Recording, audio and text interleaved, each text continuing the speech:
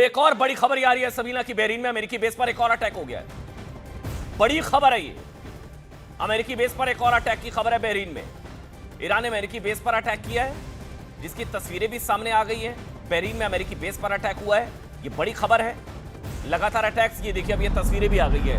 धुएं का गुबार जहां तक नजर जा रही है वहां तक जबरदस्त धुएं का गुबार। बड़ा अटैक बहरीन अमेरिकी बेस।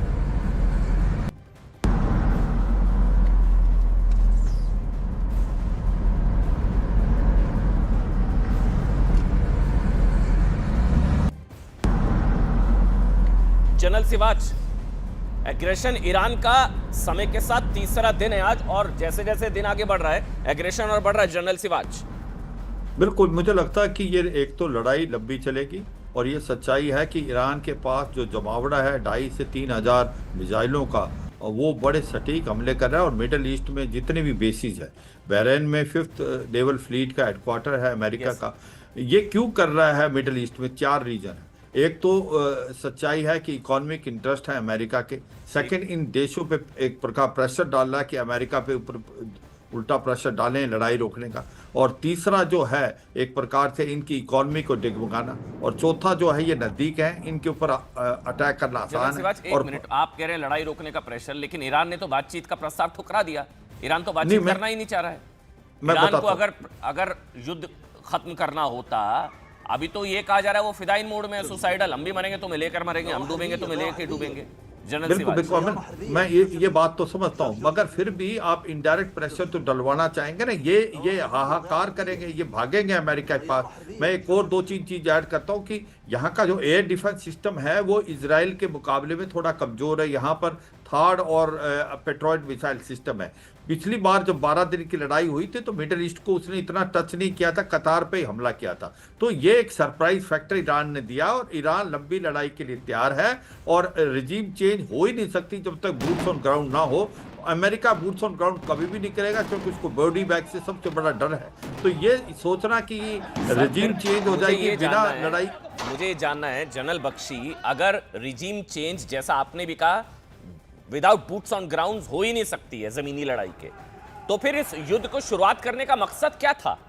अमेरिका क्यों कूदा? अमेरिका क्या चाहता था? General Bakshi, that is exactly what General Dan Kane, chairman joint chiefs of staff America ने पूछा डोनाल्ड ट्रंप से कि साहब मुद्दा क्या है, एम क्या है, ऑब्जेक्टिव क्या है जी। तो डोनाल्ड ट्रंप साहब ने क्या, is it just to take out the nuclear capability, destroy degrade the missile capability? वो हो सकता है। रेजिम चेंज उन्होंने कह दिया था बहुत मुश्किल है, बहुत मुश्किल है, और वो मुश्किल साफ दिख रही है।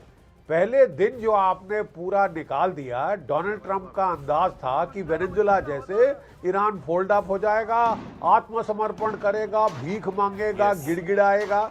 आप किस दुनिया में ठहर रहे हैं? आपको पता होना चाहिए आपका मुकाबला किससे है। ये टफ कस्टमर है भाई। और उन्होंने देखिए पिछली बार उसको 18 घंटे लगे थे रिटेलिएट करने में, इस बार 1 घंटे के अंदर रिटेलिएशन शुरू, क्योंकि उसको पता था कि उसकी टॉप लीडरशिप हिट होगी। उसने पहले से कमांड को डिसेंट्रलाइज कर दिया था। जो ईरानियन मिसाइल बैटरीज हैं वो किसी एक जगह में जमावड़ा नहीं है, पूरे देश में फैली हुई हैं, गुफाओं के अंदर हैं, अंडरग्राउंड सिटीज के अंदर हैं। कुछ नहीं कर सकते आप उनका, वहां पे बाहर निकल के फायर करके वापस अंदर। जनरल बख्शी, आपने कहा मिलिट्री कैपेबिलिटीज को अब आपका सवाल कि मिलिट्री कैपेबिलिटीज को डिग्रेड करना, न्यूक्लियर जो कैपेबिलिटीज है उसको वो अबेंडन करे ईरान, ये 2 चीजों की वजह से युद्ध शुरू किया गया था, या रिजीम चेंज भी ऑप्शन था? बिल्कुल, रिजीम चेंज तो उन्होंने जो अनाउंस किया है, सबसे पहला तो रिजीम चेंज सबसे पहला तो रिजीम चेंज उन्होंने डिक्लेयर किया। अब ये तो डिक्लेरेटरी एम है ना साहब, ये कोई अंदाज लगाने की बात नहीं है। वो कह रहे हैं कि हम रिजीम चेंज करेंगे। उनकी उम्मीद थी कि पहले दिन जो 48 मार दिए टॉप कमांडर, खत्म, इजराइल की ईरान की लड़ाई खत्म, आत्मसमर्पण करो। ये तो इस टाइप का नाटक कर रहे थे। मेरा अंदाज ये है साहब कि लड़ाई खत्म होगी, तकरीबन ड्रॉ होगा। ठीक है साहब, दोनों साइड जब थक जाएंगी वॉर स्टॉक्स खत्म हो जाएंगे तब वो ईरान का रिजीम वहीं का वहीं रहेगा। ये आप लिख के ले लीजिए, अनलेस आप 500,000 ट्रूप्स वहां लैंड करना चाहते हैं, और वो बिल्कुल बेवकूफ़ी होगी। देखिए दो ही चीजें हैं, या तो सत्ता बदलेगी या ईरान बदला लेगा। सत्ता बदलेगी नहीं, जैसा कि एक्सपर्ट्स बता रहे हैं, वो without boots on ground possible नहीं है। तो सत्ता नहीं बदलेगी तो ईरान बदला लेगा, या तो सत्ता बदलेगी या ईरान बदला लेगा। लेकिन एक बड़ी खबर यह भी है कि ईरान ने इजराइल और अमेरिका को जबरदस्त जवाब देते हुए मिडिल ईस्ट में कई जगह पर अटैक्स किए। कई जगह पर ये अलग अलग तस्वीरें हैं, इसमें दुबई भी शामिल है साहब। ईरान के इन हमलों में भारी नुकसान हुआ है दुबई को। दुबई के द पाम स्थित लग्जरी होटल से लेकर बुर्ज खलीफा के पास तक कई महत्वपूर्ण जगहों को ईरान ने टारगेट किया। बुर्ज खलीफा, दुबई एयरपोर्ट, बुर्ज अल अरब होटल। दरअसल बुर्ज अरब होटल जो है वो वहां का बहुत प्राइम होटल माना जाता है। उसके पास डेब्री गिरा था ड्रोन का, फिर वो वहां पर धमाका हुआ था। और इसके अलावा पाम जुमेरा द्वीप जो है वहां पर भी एक 5 स्टार होटल है, बहुत बड़ी चेन है वहां पर भी अटैक हुआ था। और सबसे ज्यादा दुबई में, चाहे आप दुबई एयरपोर्ट, अबू धाबी, बुर्ज खलीफा और भी जगह जगह जो मिलिट्री इंस्टॉलेशंस हैं यूएस के, वहां टारगेट करने की कोशिश की गई है।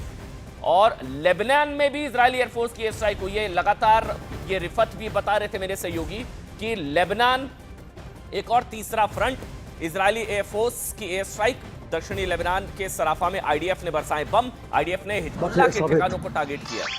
तस्वीरें भी ये देखिए। حد محطة الأمانة ما في إصابات. حد محطة الأمانة ما في إصابات. حد محطة الأمانة ما في إصابات. حد محطة الأمانة ما في إصابات.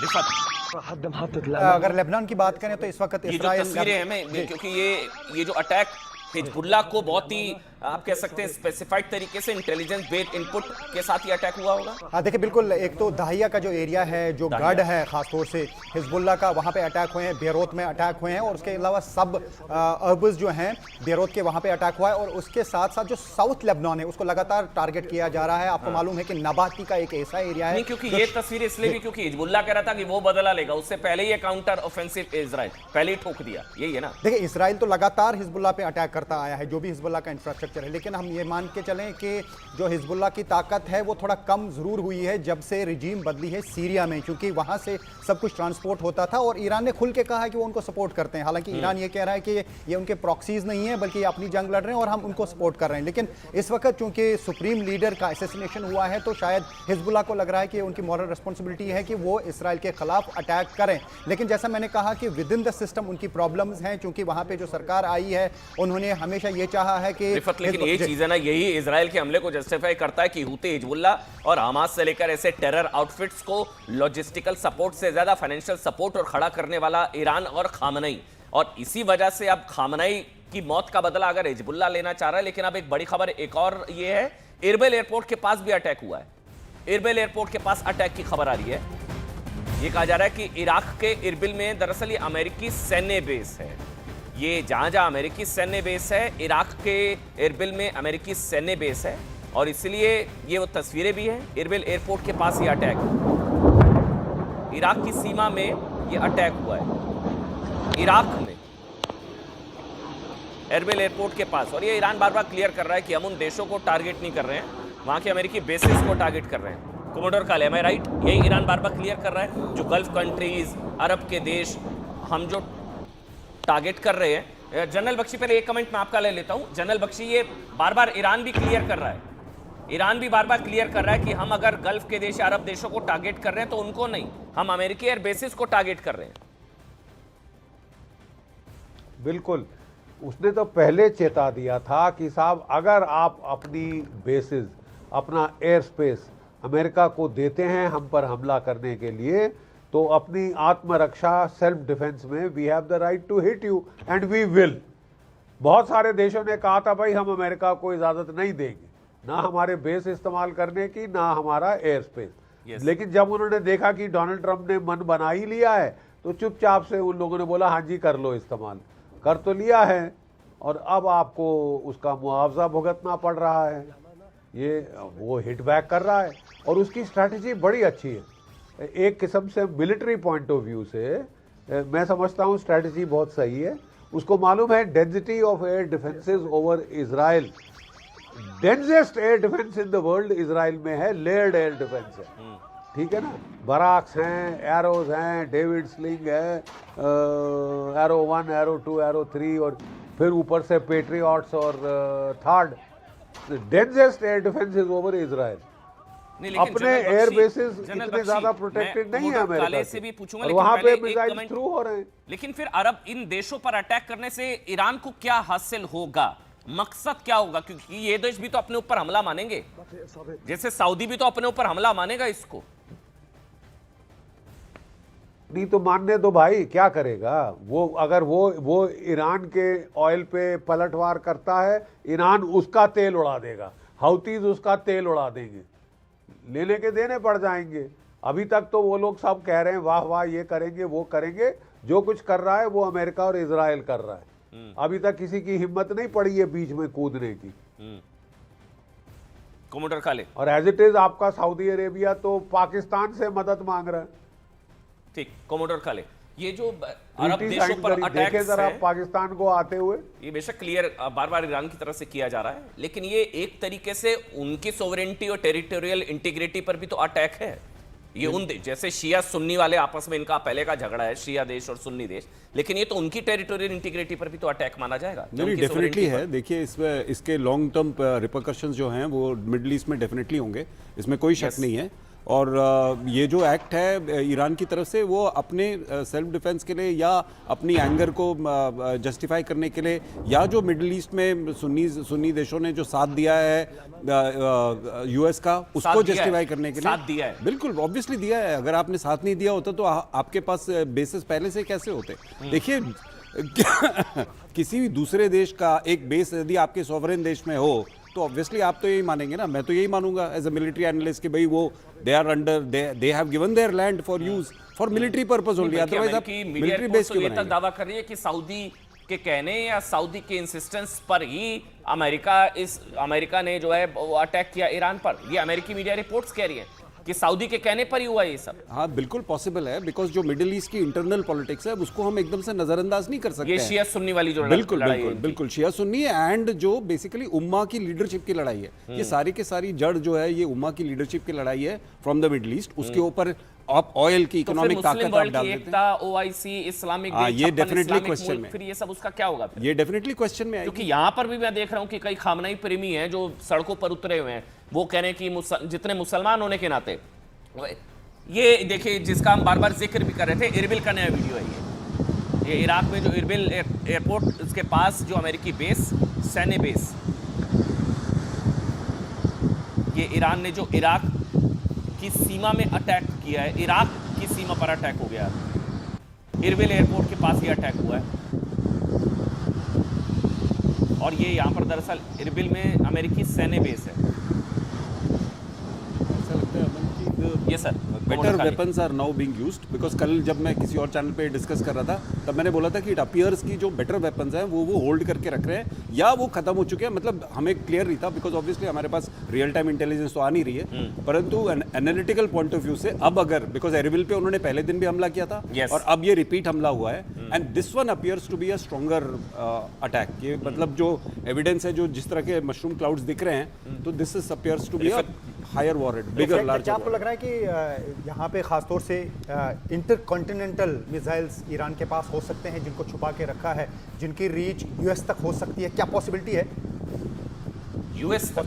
नहीं, आई डोंट थिंक सो। देखिए नहीं, आई डोंट थिंक सो कि एक आईसीबीएम है जो यूएस तक की रीच कर लेगा, पर डेफिनेटली मिड रेंज तक के उनके जो रेंज इंप्रूवमेंट हुई है, जैसे लास्ट रेंज इंप्रूवमेंट उनकी 2000 to 2500 किलोमीटर तक की थी, उससे ज़्यादा नहीं थी।